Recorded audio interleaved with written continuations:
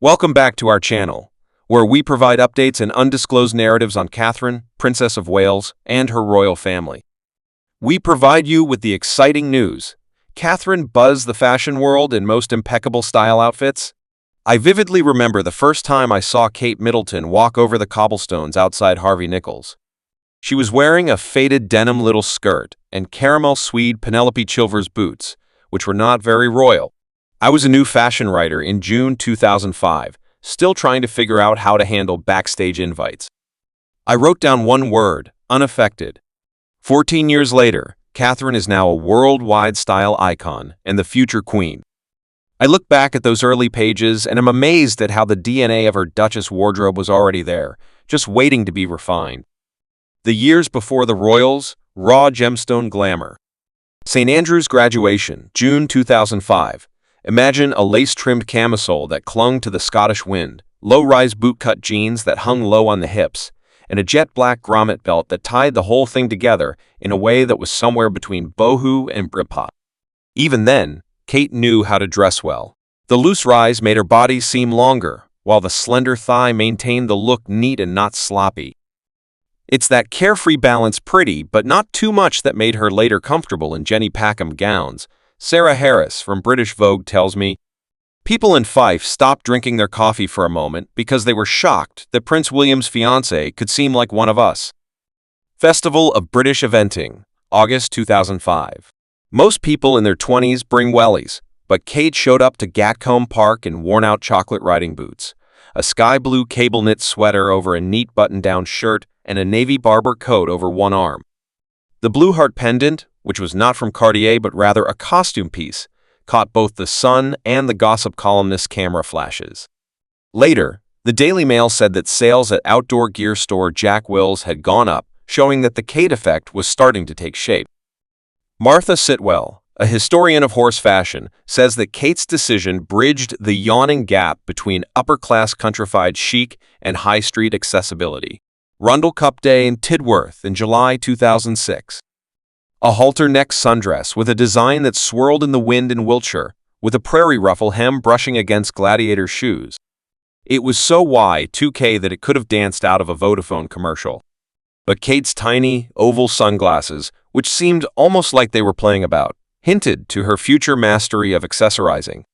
People who like Kate on Instagram still share such frames with the hashtag #CataRetroCool. Ham Polo Club, June 2006.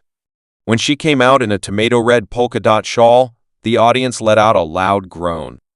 Nacho Figueras, a veteran of the sport, subsequently told Tatler that the outfit glowed like a signal flag across the field. Catherine has since made wrap dresses a mainstay, but this early iteration had a dramatic V-shape and was only held up by raffia wedges. Charisma was already fully established. Modesty would come later. Sovereign's Parade at Sandhurst in December 2006. Without being told, the princess-in-waiting rehearsed how to dress like a royal. She wore a dove-gray military coat with velvet trim, a fun Philip Treacy fascinator, and gloves that complemented the shine of her handbag. Treacy remembers, she knew she would be on parade and dressed for the occasion, but she never stole the show from the cadets. Fashion critic Jess Cartner-Morley said it was posh without punctuation. The 2007 to 2009 post-gap year glow-up. Shopping for shoes in Chelsea in February 2007. Yes, the denim mini makes another appearance, this time over 80 denier opaques and beneath a tweed jacket with a belt. The brown knee-high boots gave the ensemble a solid base. Topshop's Indigo Menace sold out all across the country in only a few hours. Catherine Sargent, a seamstress on Savile Row, appreciates the jacket's waist seam. It foreshadowed the razor-sharp suits she would wear at Alexander McQueen. February 2007, Mahike Night Out.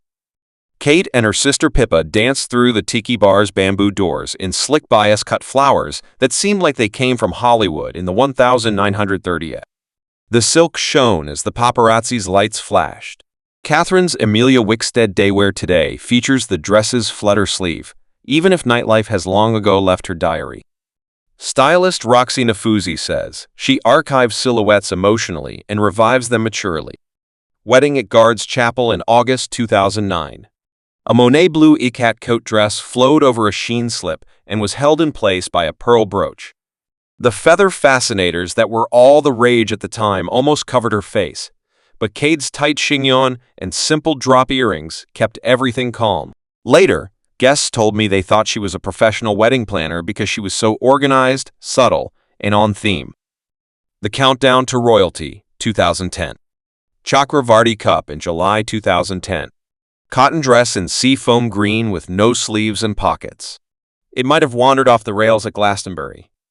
But the black espadrille shoes and rolled cashmere twin set made me think of Nantucket, not Notting Hill. People tweeted, which was still new at the time, that she was posher than a picnic camper, breezier than Pimm's. Wedges, in particular, are still her summer fans today. Harry Mead and Rosie Bradford were married in October 2010. If blue had become her color signature, this cobalt sheath signed it in pen. With a single-breasted velvet coat and a saucer-style hat, it looked both proper for guests and quietly ambitious. Rachel Johnson, who was then in charge of the lady, said, "She's the sparkle in an otherwise muddy puddle of country tweed." Announcement of engagement in November 2010. The Issa London sapphire jersey wrap dress disrupted servers and became a sensation. I recall standing outside Clarence's house and witnessing big online stores fall apart because of demand. Daniela Haleal's silk dress fitted Catherine's waist, matched her Gerard engagement ring, and was just long enough to meet palace rules. The Daily Telegraph saw a 300% increase in traffic for wrap dresses. Karen Haller, a color psychologist, says that blue means trust. It signaled stability, exactly what the monarchy needed. 2011, getting the Duchess dialect down. St. Andrew's 600th anniversary in February 2011. Luisa Spagnoli's red buccal twin set, which was belted in black patten, cut a bold path through the rain. The Aquatalaya Rumba boots made her legs seem longer under the skirt's box pleats. Anna Dello Russo, a famous Italian fashion designer, said it was less Windsor, more Milan, while Scottish students hailed their alumna's sophisticated patriotism. In March 2011, Burberry's cotton gabardine trench with a tiered hem flapped like a petticoat and worked as both a coat and a dress. When she stopped to sip Bushmills whiskey, the trench gripped her waist, a reminder that utilitarian can be sexy. Burberry's site sold 10,000 pieces in less than a day, which is worth around £650 million in publicity value. Whitton Country Park engagement in April 2011. Catherine tried out full Duchess energy only weeks before her wedding at Westminster Abbey. She wore a navy Amanda Wakely skirt suit with sculpted shoulders, mirror silver Rupert Sanderson heels, and pearl studs. Fashion journalist Caroline Issa wonders, she was practicing, showing that she could walk a track and still look like Grace Kelly. School kids cheered her name, and newspapers called her the People's Princess Redux. From the point of view of a 14-year fashion writer, it's amazing to me that there is a clear through line in my clippings, a love of good tailoring, prices that make sense, and color as a story. Catherine looks great now in embroidered Jenny Packham capes and McQueen silk crepe, but it all started with that simple denim skirt and halter sundress. She never stopped making things accessible. She made them better. Brand Finance says that the Kate effect gives British retail a £1 billion lift every year, but its emotional value goes far deeper. Dr. Carolyn Mayer, a psychologist, says that Kate's approach allows viewers to project themselves upward. When high street clothes and couture mix, it seems like you can reach your goals. That analysis is in line with what the public thinks.